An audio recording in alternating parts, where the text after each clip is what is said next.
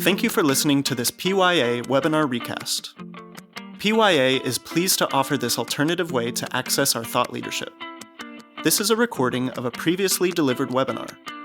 The information is accurate as of the date of the original event. The video recording, slides, and associated material for this and all PYA webinars are available on our website at pyapc.com. This podcast is for educational purposes only. It is not intended to be used as legal advice or an official opinion. Good morning, everyone. Welcome to the latest episode of PYA's Healthcare Regulatory Roundup webinar series. Today's topic is TEAM and other key provisions in the 2025 IPPS final rule. PYA is happy to present today's webinar on this important topic. With that, I would like to introduce our presenters, Martie Ross, Kathy Reep, and Carine Leslie. Good morning, and glad to have you with us on this IPPS and TEAM presentation, although we're also going to talk about some of the other final rules that are out there as well. We've got Martie, as was mentioned, and I'm Kathy Reep. We've done these webinars a long time. However, we're excited to have Carine Leslie with us today because she's going to jump in and cover some of the additional topics as it relates to the inpatient proposed system, the inpatient final rule. So with that, let's just jump into the list of items that we have. We're trying to save as much time as we can to really address TEAM and go into TEAM in as much depth as we can. So I'm going to start off with a discussion of money. I think that's one of the most important issues that we deal with. And so let's talk about the payment rates and wage index.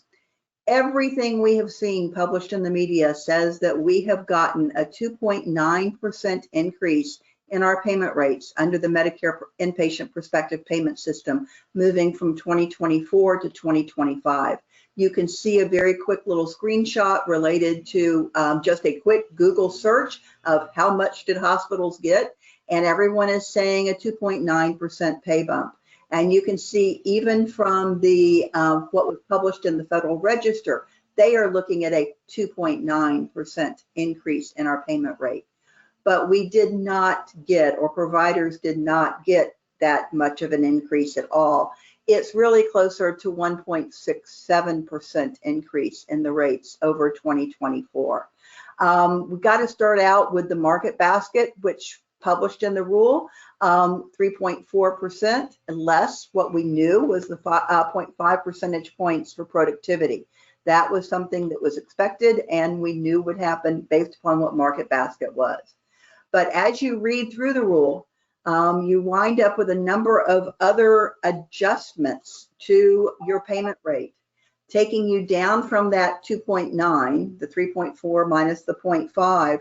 We wind up with adjustments related to DRG calibrations and reclassifications, the wage index budget neutrality adjustment, the low wage index hospital, the lowest quartile adjustment, the rural demonstration budget neutrality. So we wind up with a number of different adjustments to that 2.9, only one being positive. That would be the reclassification budget neutrality. The rural demonstration budget neutrality is the one that is positive.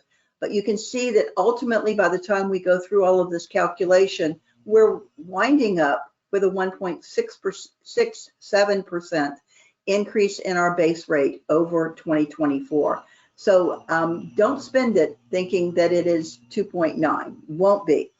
The other issue that we always run into is what years and what claims did they use and what cost data did they use. So we are looking at 2023 claims and using 2022 cost reporting information.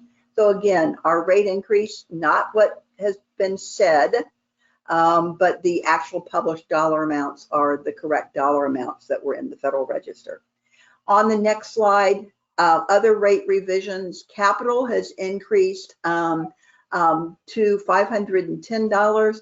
However, we were expecting, based upon the proposed rule, 516. So currently we're at 503, going up about $7, but not the $14 that we had expected. The outlier threshold was proposed at $49,000, and that your costs would have to exceed that benchmark. However, they moderated that a little bit in the final rule. So it's a $46,000 threshold for cost outlier. We're currently at $42,700. So it's expected, because of this increase in the outlier threshold, that there will be fewer outliers in 2025 than we currently have in 2024. We'll see what happens with that. I think we just need to be very thankful that they did not raise it as much as they had projected to. They are using a single year of claims data to set the weights for the DRGs as we go into 2025. They have updated the list of DRGs. Take a look at that. There are 12 new DRGs, and there are 3 that have been deleted, all within basically the same family. The list of DRGs that are subject to the post-acute transfer policy has been modified. Essentially, they are adding several DRGs, 426 through 428, which is the multiple level combined anterior and posterior spinal fusion. And then they're also adding MSDRGs 447 and 448, which is your multiple level spinal fusion again, except cervical. So one is the combined anterior posterior, and the other is the multiple level spinal fusion, straight spinal fusion. Don't get me talking clinical. Core-based statistical areas, CBSAs. This was something we had addressed in the proposed rule, and that some markets who are rural were going to become urban, and some urban markets were going to become rural. So they did follow through in the final rule with their revised CBSAs, moving markets from urban to rural and back and the other way around. And so that you wind up seeing some hospitals who are going to be impacted significantly by those adjustments to the markets that they are in. CMS believes that their current cap that went into effect last year on year-to-year decreases, a 5% cap on year-to-year decreases in an area wage index, would essentially mitigate any impact of those CBSA changes. I think individual providers need to take a close look at that and to see how this ultimately impacts them, particularly as we move into a discussion in a little bit on some post-acute care situations where there is an add-on payment if you are considered rural. But they are not making any other adjusters related to this CBSA change on the inpatient PPS side. And they also are saying they aren't phasing this in. This will be effective in 2025. There is an issue related to the wage index. And if you are strictly looking at the final rule, CMS has said that they are going to maintain their low wage index hospital policy. That would be the bottom quartile, those hospitals with the lowest wage index. What CMS did several years ago was to increase the wage index for those hospitals by half of the difference between their actual wage index and the 25th percentile. So they got a bump in their wage index, an artificial bump, but they received a bump. But it was done in a budget neutral manner where all of the other hospitals who were not in that bottom quartile actually paid for that increase. And it was an adjustment to your base rate. That is why when we talked early on about the adjusters to the base rate, we had that adjuster that was tied to the low quartile, budget neutrality. CMS in their final rule has said that they are going to continue this low wage index policy. However, we now have the court stepping in. And we had early on, there was a decision, a number of hospitals appealed the decision that CMS had made, what they had done, saying that it was not appropriate, and that the actual regulations related to wage index did not give them the authority to do this, because the actual legislation says that you would be using the wage index within the market to which you are assigned, absent any reclassifications. These were not reclasses, it was an artificial bump. So what has now happened is CMS lost on their first court appeal. The hospitals were victorious. CMS appealed that decision and they have lost again. So that they have basically said, the courts have said, CMS, you can't do this. CMS has until October 21st, which is 6 weeks away, to make a decision as to whether or not they want to take this particular provision to the Supreme Court. Absent Supreme Court, what does CMS do with this particular wage index adjustment that they have made? Will it go through in January of 2025? Will there be a mid-year course correction? Will they delay any response until 2026?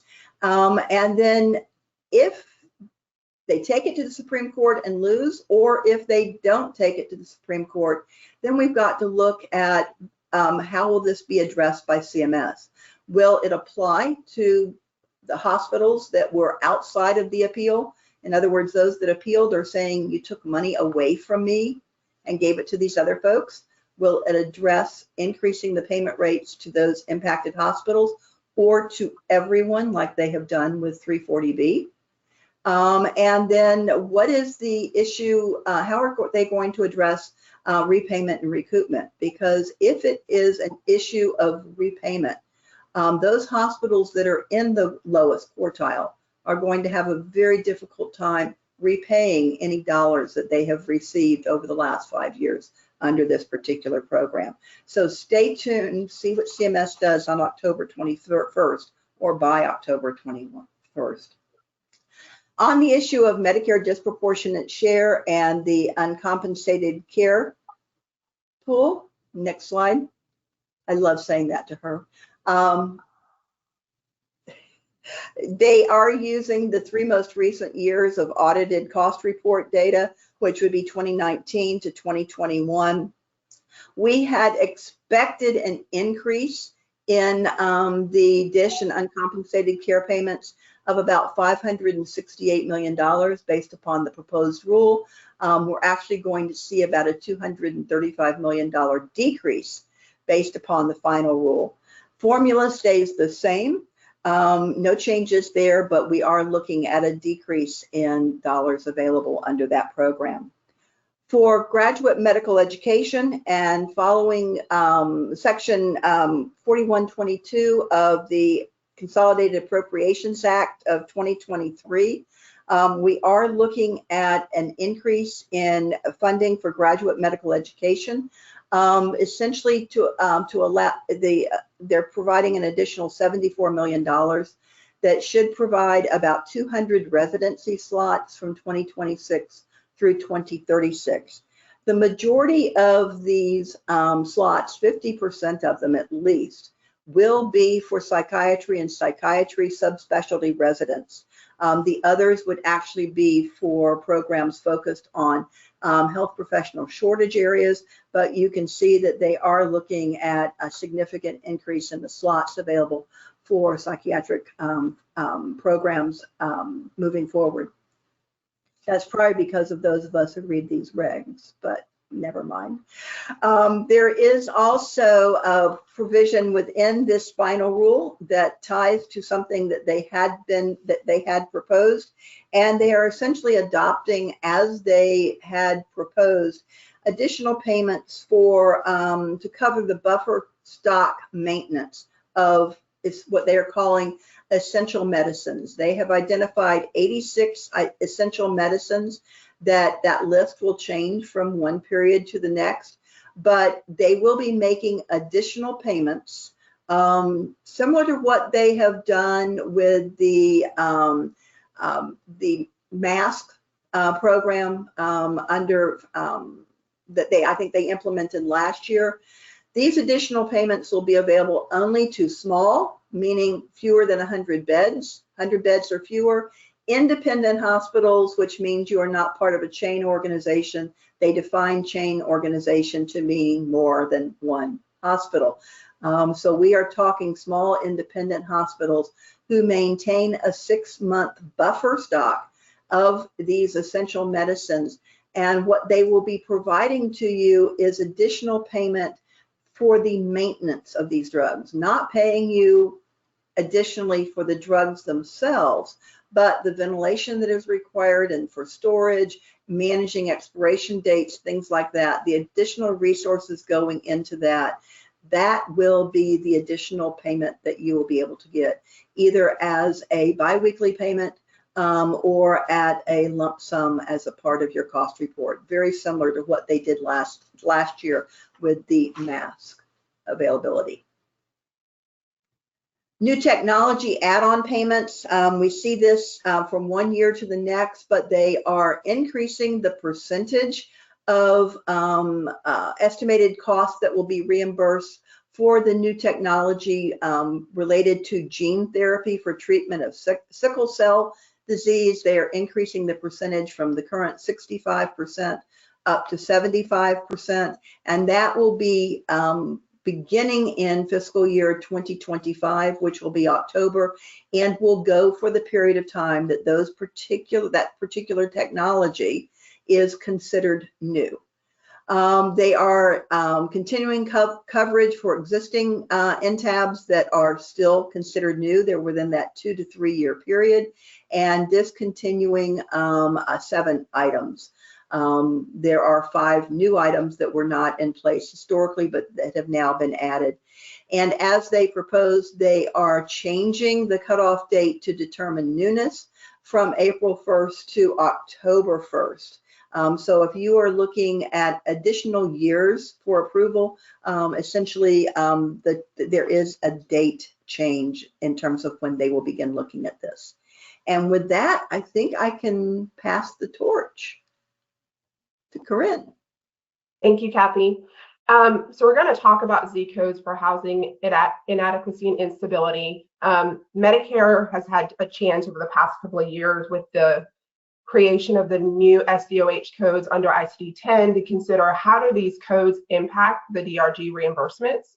Could they be utilizing more resources or expectations from the hospital system? And so for 2025, CMS made the decision to finalize the change of the severity designation for these 7 Z codes for inadequate housing and housing instability. So essentially, these codes are going from being a non-CC or non-complication or comorbid condition code to being a CC.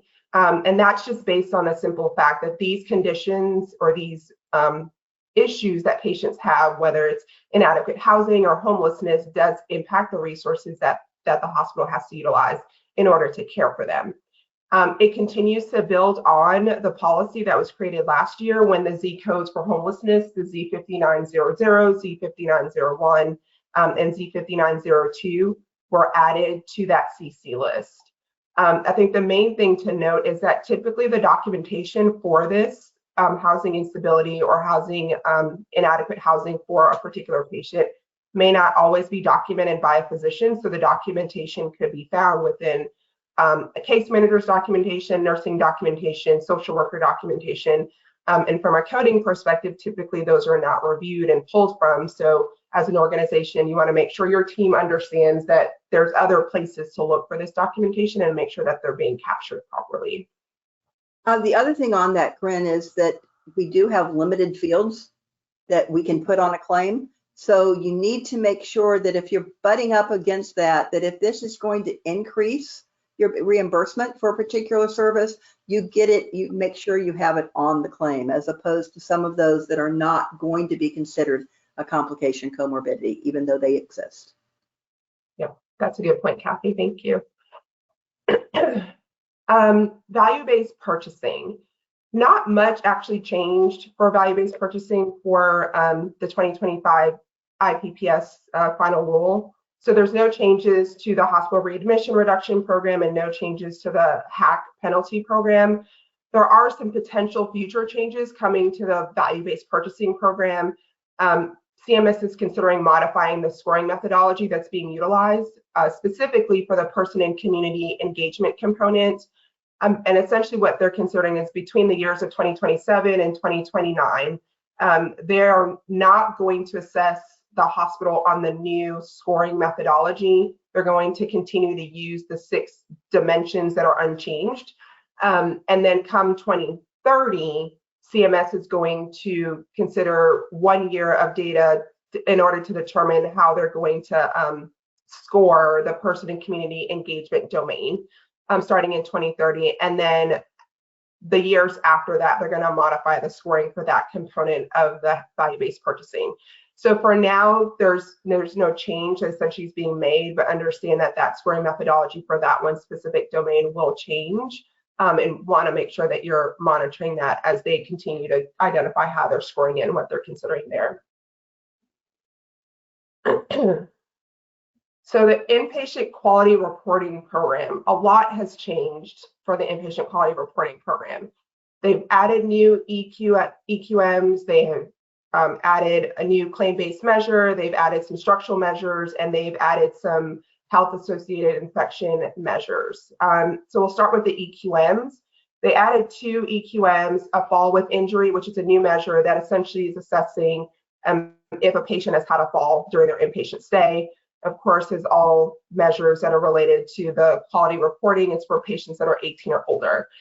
The other measure that they added is related to post-op respiratory failure. The distinction here, though, is that it's not for patients that are obstetrical patients. It's only for those that are non-obstetrical patients, and that they have a respiratory failure within 30 days of having an OR procedure. So that's a unique distinction to be able to make there.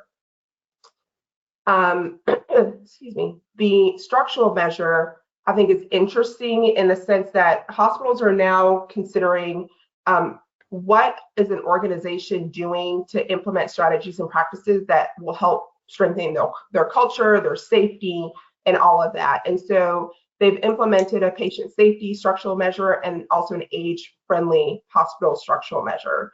So I'll talk about the first one, the patient safety structural measure. It'll essentially have 5 different domains that a hospital will be measured on. And those 5 domains are listed as leadership, strategic planning, culture, safety and learning of the health system, accountability and transparency, and patient and family engagement.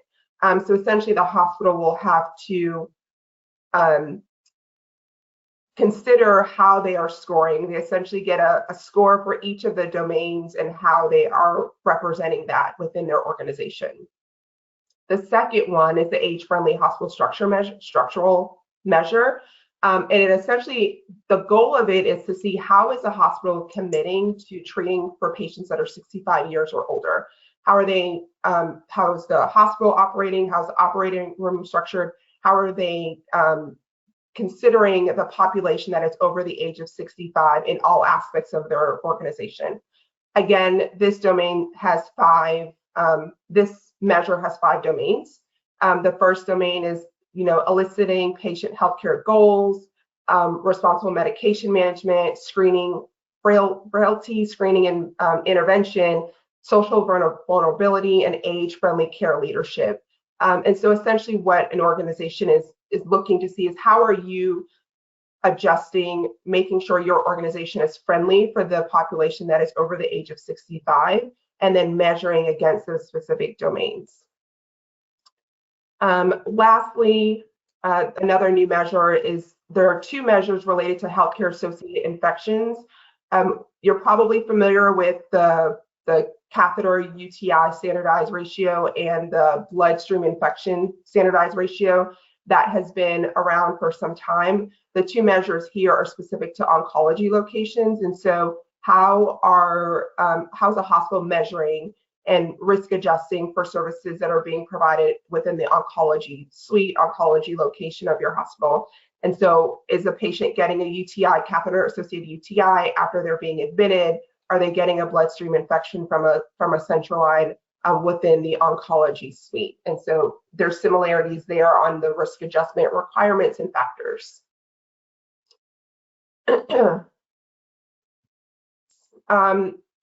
For future EQM reporting, CMS is making some significant changes over the next few years.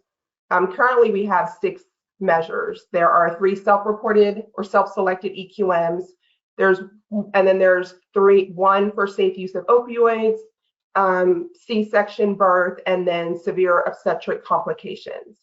So that's where we are currently in 2024, and we will be there again in 2025.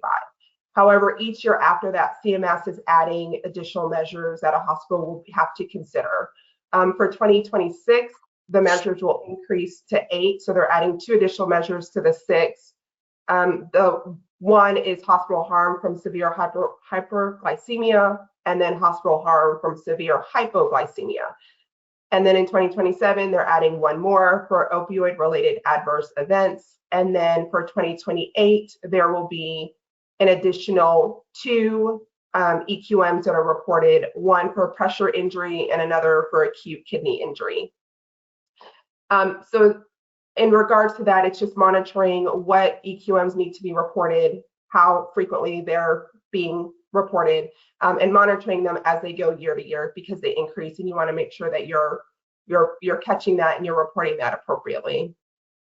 CMS is removing some of the payment measures, and so they are actually removing 4 specific measures: the AMI, acute myocardial infarction, heart failure, and pneumonia, and also the total hip and knee arthroplasty. Essentially, the way that the removals are occurring is that for fiscal year 2026, that will, the time period that the data is being utilized for is from 21 to 24. They will remove the AMI, heart failure, and pneumonia, and then the hip replacement will be for a different time period of data, and that will also be removed for 2026, but that will be for a time period of April 1st of 21 through March 31st of 24.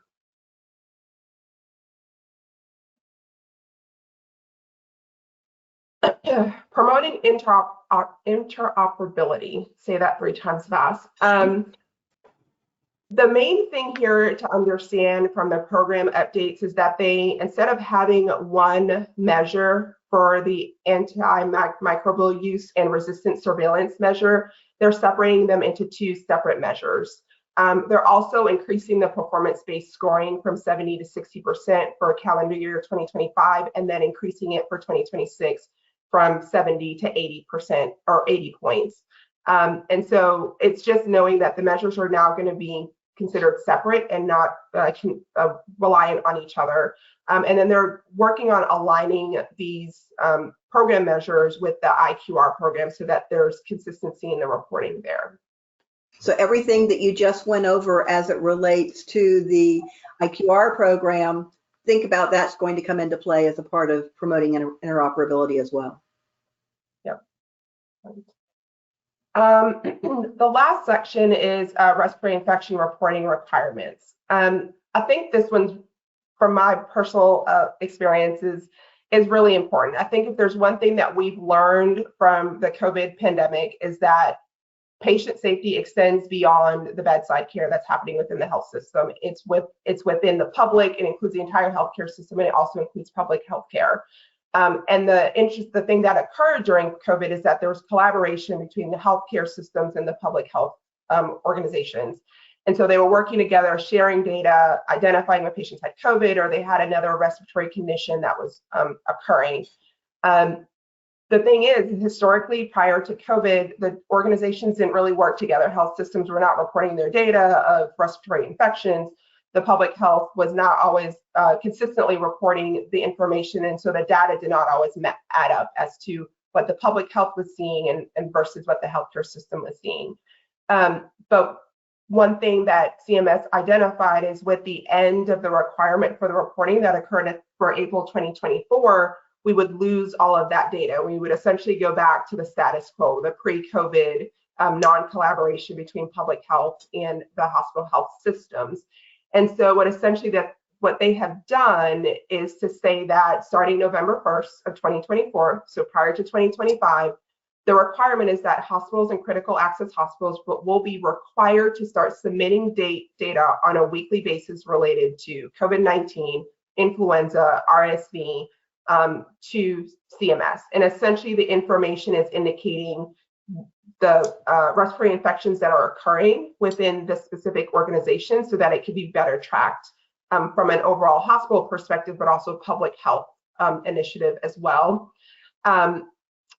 In addition to those specific diagnosis reporting, they will have to report information about the hospital bed census, the capacity of the hospital, the number of patients that are hospitalized. And in some instances, there will be some required or limited patient demographics that are requested, such as the age of a patient. And so the goal here for CMS is to make sure that we don't lose the momentum that was gained during COVID and the collaboration and the data collection and monitor that. If by chance in some very, very distant future, we were to have another pandemic, there's some tracking of what's coming and there's better collaboration between the organizations. And with that, I'll turn it over to Kathy. Thanks, Carine. And just before we turn it to Martie, just one quick update related to the other payment rules that came out: inpatient rehab, inpatient psych, and skilled nursing facility. Not significant changes related to the various programs, so we wanted to just stress changes in rates and also the issue of the core-based statistical areas, and that those modifications, urban to rural, rural to urban, will apply to these post-acute care programs as well. Both inpatient rehab and inpatient psych have a rural add-on. So if you are currently in a rural rehab facility and your area is now going to be considered urban, you are ultimately going to lose that 14.9% add-on payment to your base rate because of the change in your designation. But they're going to phase that out over 3 years.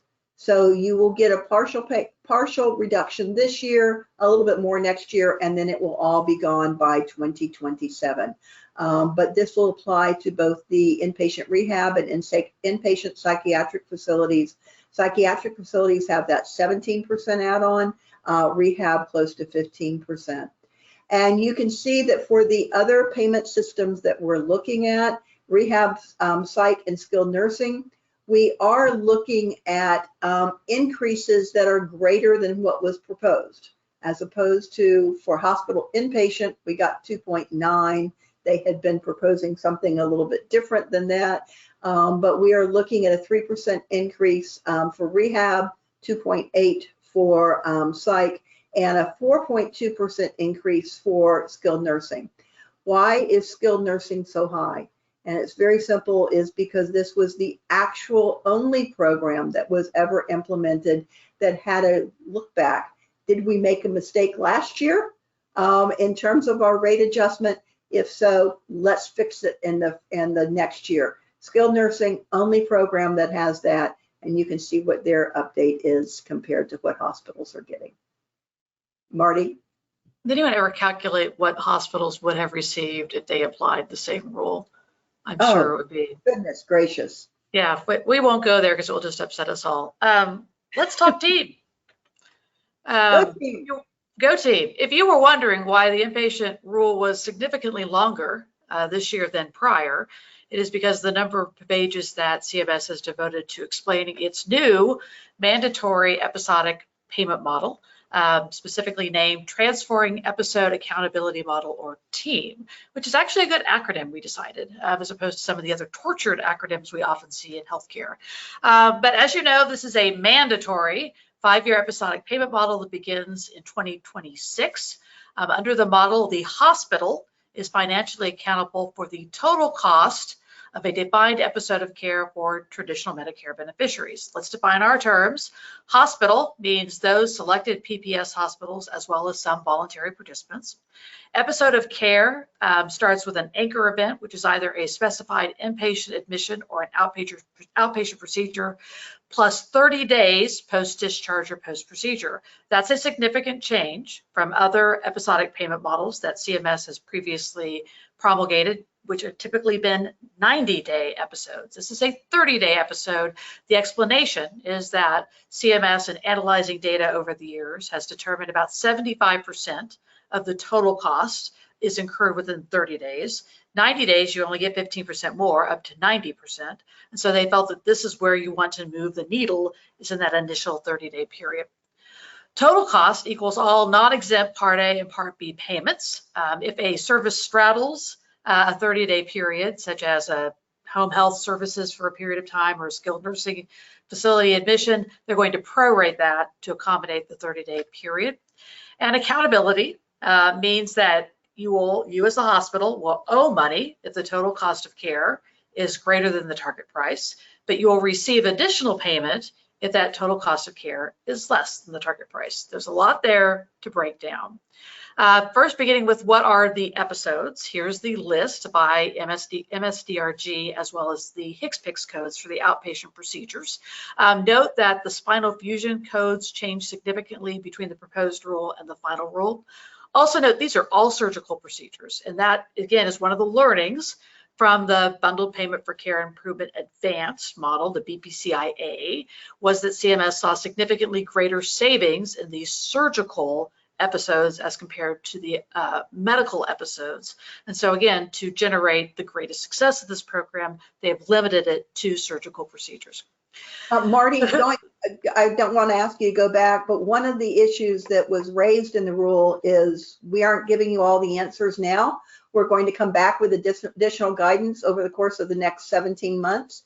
But one that I thought was real interesting, particularly as it related to the hip and femur fractures, was the fact that a lot of commenters said, what about traumas? And how does this actually fall in here? And I wonder if that's going to be one of those, we're going to get the answers later. Yeah, and they say this on several occasions, which I'm like all in favor of. If they don't know they couldn't get it right within the allotted period of time between the proposed and final rule, if they've got time within that 17 months to get things right, I'm all in favor of that. But let's talk about who's in, who's out. CMS started with the list of 803 eligible CBSAs because we exclude Maryland. Of that list, 188 were selected for inclusion in TEAM. The selection was not random. In fact, it was weighted significantly to include safety net CBSAs that have safety net hospitals, as well as CBSAs that have hospitals with limited experience in bundled payments. So we're certainly trying to be more inclusive, shall we say, in participation. We have already identified 2 CBSAs that were selected that actually don't have any eligible hospitals in them. So we're not exactly sure how CMS ended up with those, at least 2, but there may be more. What we end up with is about 700 hospitals that represent about 200,000 selected episodes per year. You're not going to find anywhere in the rule the list of hospitals. They're not going to send you a notice. Instead, if you are in the CBSA, you are a PPS hospital, and you have done any of these episodes, you are in the TEAM model and will be subject to the payment adjustments appropriately. Now, for those of you that have hung up on this webinar because you're saying, well, I'm not in the CBSA, I don't need to worry about TEAM. Appreciate this is a model that's going to have impact beyond the CBSA, because a lot of these CBSAs are smaller rural CBSAs that most likely transfer patients to tertiary and quaternary facilities when the cases become more complicated. And so you're going to have hospitals very closely monitoring their partners in terms of total cost of care. And so certainly having a working knowledge of this model is going to be critical, but also figuring out how you could be a good partner to these hospitals and become collaborators. We'll talk about what that means is also going to be important. CMS believes it's going to say, based again off its numbers from BPCIA experience, that they're going to save $500 million over 5 years on this program. In addition to the mandatory participation, CMS will allow certain hospitals to opt into the program, but it's a limited number. If you are currently participating in the Comprehensive Care for Joint Replacement, the prior mandatory episodic payment model, and are in that program through the end of this year, that you can elect to stay in the program. That represents about 324 hospitals and 34 MSAs. But there's probably some overlap with the CBSAs as well. Also, those that will continue to be in BPCIA through the end of that program, which is the end of 2025, they also can participate. Only the hospitals, however, there will not be physician groups or conveners will not be eligible for participation. You have a short timeline to decide if you're going to opt in to TEAM, because you'll be required to submit a written participation letter during the voluntary election period, which CMS has identified as January of 2025. We've not yet seen what that letter looks like, but assume that CMS will be releasing that relatively soon. Not all TEAM hospitals will be treated the same, specifically in terms of the level of accountability they will assume. So the risk they take being part of TEAM will vary by the type of hospital. So begin with safety net hospitals, which they define as those hospitals that exceed the 75th percentile for either dual eligibles or Part D low income subsidy recipients. If you're in that category of hospital, then you're going to be upside only for the first 3 performance years, and your stop gain limit will be 10%. Let's go ahead and talk about stop gain, stop loss. CMS wants to regulate how quickly we make advancements and reduce total cost of care. And it also wants to prevent hospitals from being at too much risk as a result of being in episodic payment models. So they're going to cap that risk and that reward. The stop gain is the reward, so no more than 10% of the target price. The stop loss is the protection against risk, which is no more than 10% of the target price having to be paid back. Of course, the safety net hospital can elect to be at a higher degree of risk in any year, provided it provides that notice to CMS at the beginning of that performance year. The second category of hospitals are rural hospitals, not those that have been reclassified, but those that are actually in rural areas. Sorry, Miami, you're not going to be part of this. Medicare dependent hospitals and sole community hospitals, hoping that we still have an MDH program after December 31st of this year, because that's one of the many things on Congress's to-do list. But these hospitals will be upside only for year 1. They'll go to upside downside in years 2 through 5, but their stop loss, stop gain is going to be narrow. It's going to be limited to 5%. And again, these hospitals can elect a higher degree of risk if they choose. Everybody else, you're going to get 1 year upside only with the 10% stop loss. And then you go to upside downside for the rest of the program with 20% stop gain, stop losses. So that's where we're going to find the majority of participating hospitals in this program. Now let's get to the nitty gritty. How could you possibly spend this many pages in the Federal Register talking about something, but how we calculate preliminary target prices? Because in episodic payment models, the target price is the game, because that's where you're trying to figure out where you can reduce costs within that target price. So this is what CMS says, absent any intervention, this is what we would be expecting to pay for a specific defined episode of care. So beginning prior to each year of the term of this program, so for 5 years, prior to the beginning of the performance year, CMS will calculate price standardized average hospital spending by DRG or HCPCS for 9 census regions. So that was all those 31, I think it's around 30 listed total DRGs or HCPCS codes. It's going to calculate what is the average cost within 9 census regions. Okay, so Southwest, Southeast, Midwest, Upper Midwest, I can't remember the list exactly, but it's going to provide you those similar to the list they've used for CJR throughout that program. They'll use each year 3 years of historical data. For example, for 2026, it's going to be based on 22 through 24 data. That will be weighted though, so the oldest year will be weighted at 17%, the most recent year at 50%. They'll exclude outlier episodes, and they set the outlier at the 99th percentile. So those extremely high cost cases that top 1% are excluded out of the program. They'll also exclude from the episode costs for specified unrelated items or services. So certain inpatient admissions that occur during the 30-day episode, like, for some reason you're hit by a bus during that 30-day period and you come to the hospital for a trauma admission, those costs are going to be excluded out of the episode as well.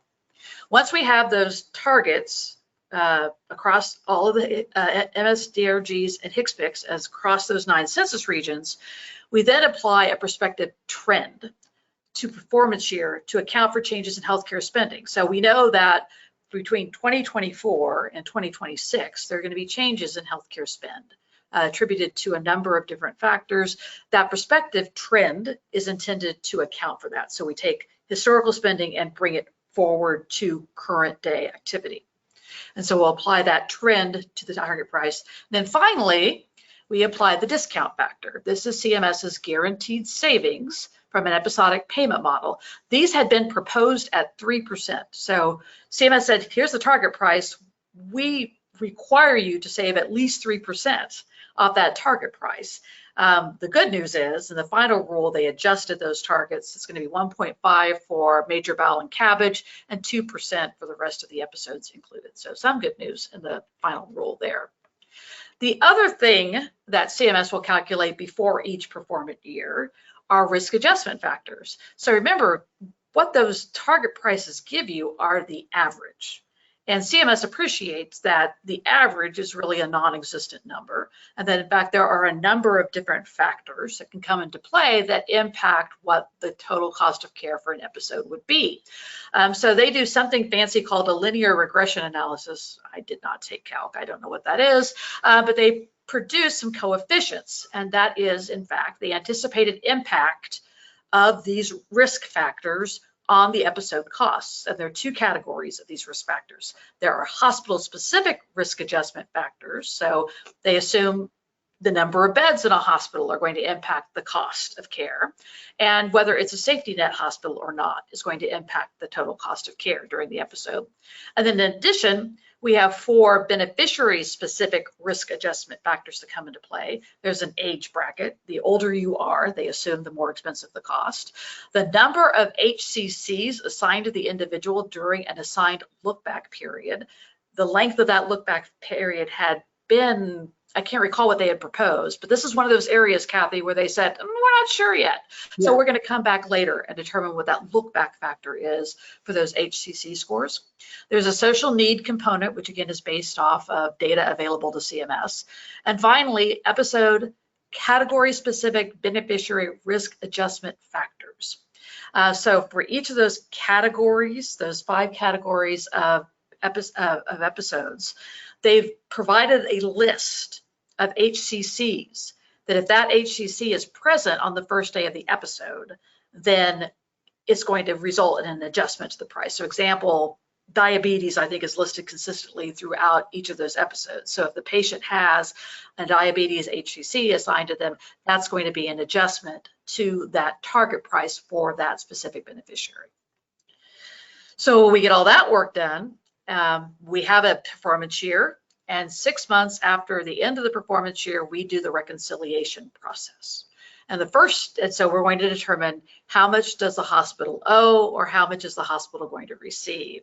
And we start that by determining whether the hospital falls within the low volume hospital policy. So if the hospital has had a very limited number of episodes, CMS will say it's just going to be random chance, so we're not going to calculate, and there'll be effectively a 0% reconciliation for that hospital. We don't know yet what that number is going to be. It is a to be determined number. Again, one of those things CMS says we're going to work on for the next several months before we get to what those numbers will be for low volume hospitals. So again, for now, if you're one of the hospitals, a PPS hospital and one of the CBSAs, assume you're in this model because we don't know what those low volume numbers are going to be.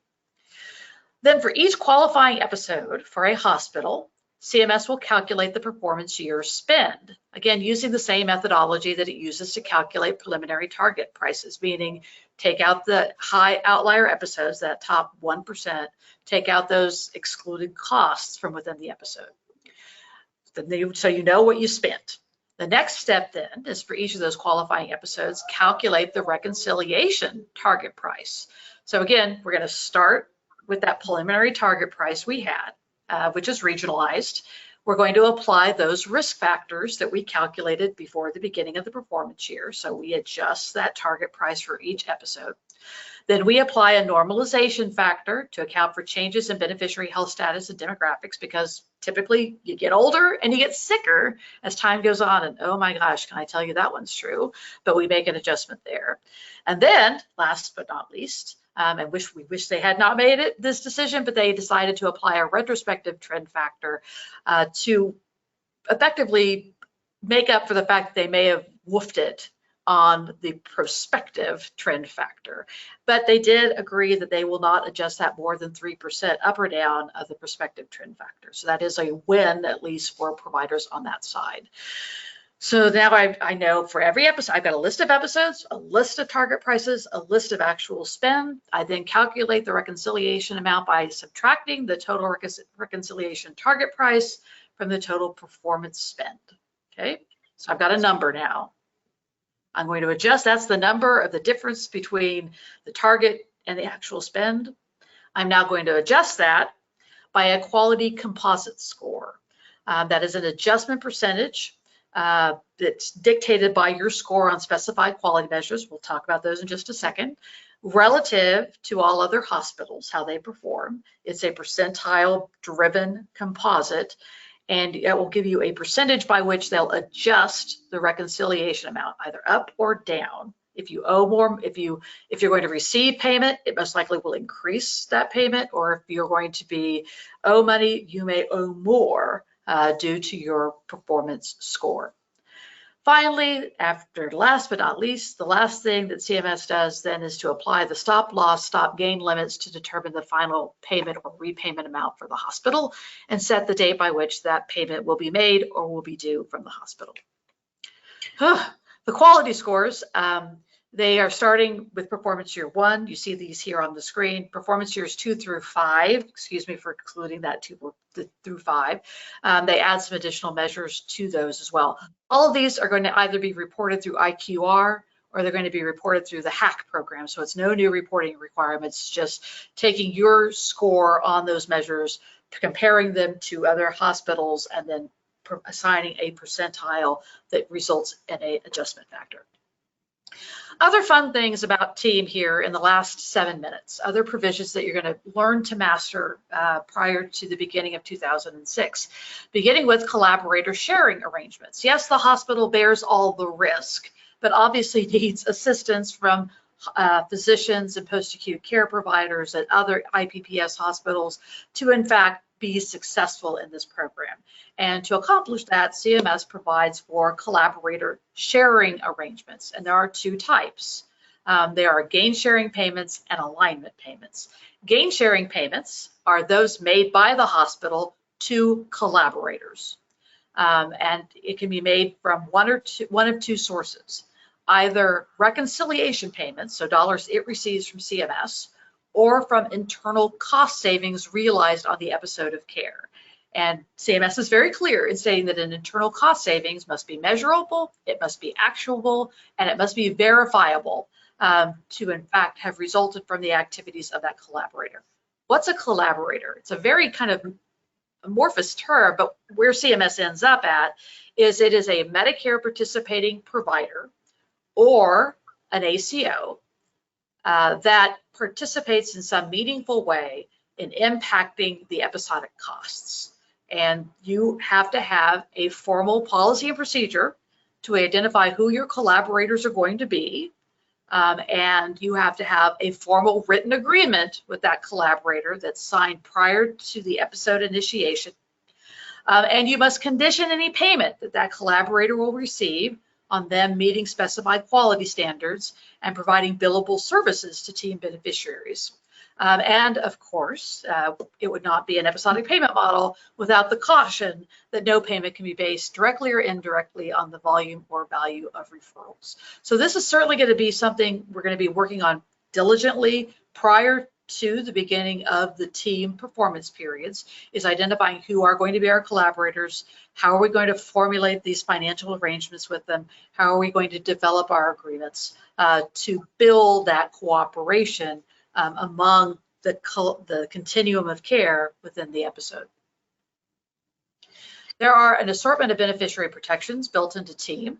Of course, we have to have a written notice that are given to beneficiaries regarding the hospital's participation in team, which must be delivered prior to discharge from the anchor admission or procedure. I assume CMS will be providing us with standard sample notification language in short order. We have to require our collaborators, as part of that written agreement, to provide a similar notification to beneficiaries that they are part of a sharing arrangement that has to be delivered no later than the first delivery of services or as soon as practical. We have to ensure that we are not restricting beneficiary freedom of choice with respect to post-acute care services. You still have to provide that complete list of post-acute care providers to individuals, but you can identify those, and you must actually be required to identify those with which the hospital has a sharing arrangement, and you can, in fact, recommend preferred providers within that list of post-acute care providers. You can't steer, but you can recommend. And then as part of the discharge planning process, you must provide notice to beneficiaries that they may have potential financial liability for any non-covered post-acute care services that the beneficiary may be considering. As part of team, again, to that continuum of care, CMS requires that a hospital, as part of the discharge planning process, make a referral for, each team beneficiary to a primary care provider. That has to be accomplished prior to discharge from the anchor admission or the performance of the procedure. Again, have to comply with beneficiary choice. You can't require them to go to a specific primary care provider, but you do need to make that recommendation. Interestingly, the regulations actually call out that if a hospital fails to make those referrals, there may be remedial action taken against them in the form of a corrective action plan, discontinuation of data sharing, or even recoupment of payments made to the hospital. Regarding data sharing, you are going to receive, as a team hospital, beneficiary identifiable claims data, but to do that, you'll have to complete and submit a data request, a data sharing agreement that will entitle you to receive full claims data for the baseline period. That'll be made available the month before the performance year begins, and then on a monthly basis thereafter. CMS will also provide that regional aggregated data from the baseline period, so you always have that comparison you can measure as well. There are two very minor payment waivers included within team. One is for telehealth, that if you provide telehealth services during the episode of care, you will not be subject to the geographic or originating site restrictions. Hopefully that will not be an issue, and Congress, on its to-do list, is to extend those telehealth flexibilities. Also a waiver of the SNF 3-day rule for team beneficiaries that are admitted into CMS-identified qualified SNFs. Not just any SNF, it actually has to be on a list of qualified SNFs that CMS will promulgate prior to the performance year. The last thing before we get to BPCIA, which we'll just mention very briefly, what's missing? What has been proposed that I'm not discussing are the health equity requirements. CMS had proposed that from years 2 through 5 of the performance period, a hospital participating in team would have to submit a health equity plan and would also be required to collect and submit to CMS certain data regarding its team participants. CMS moved that from a requirement to an option for purposes of team participation. So again, as you're considering your participation in team, you'll need to make a decision of whether you will participate in those health equity elements. Finally, as you're looking at team, pay attention to lessons learned from prior programs, specifically from BPCIA. Here I have the link to the evaluation of the most recent completed performance year within BPCIA, which would be 2021. That is the first year. After 3 years of losing money on this program, CMS actually reduced episodic spending by 3.5%. There's a surprising high level of participation within BPCIA, as you see here on the screen. So there's a lot of information that can be learned from what happened before. Just briefly, we cut from the report issued by Lewin how they viewed through qualitative analysis the impact that these episodic payment models had on care transformation within their organizations. They also discussed within the Lewin report, key care redesign initiatives by successful hospitals. They divide these between pre-hospitalization, hospitalization, and post-hospitalization. Again, not to drill down on those here, but you'll have those slides available as you start considering how TEAM's going to go forward. Trust us, this isn't the last time we're going to talk about TEAM. We're going to revisit this in January after we make our way through the full set of final rules. So as you start really thinking of your one-year strategy for moving to TEAM, hopefully we can provide some additional insights there. More immediately, our next healthcare regulatory roundup, we're going to go for 3 weeks between them this time due to other commitments. But on September 25th, Kathy and I will be back, and we're going to talk about Chevron. At the end of Chevron deference, really looking back to how hospitals have litigated with CMS previously and how that will possibly look in the future, given this change in the standard for challenging CMS regulations. So hope you'll be able to join us. Hope this was helpful today and look forward to talking to you again soon. Thank you for listening to this PYA webinar recast. The video recording, slides, and associated material for this and all PYA webinars are available on our website. If you have any questions or if we can help, please contact us at pyapc.com. Thank you again for joining us and have a great rest of your day.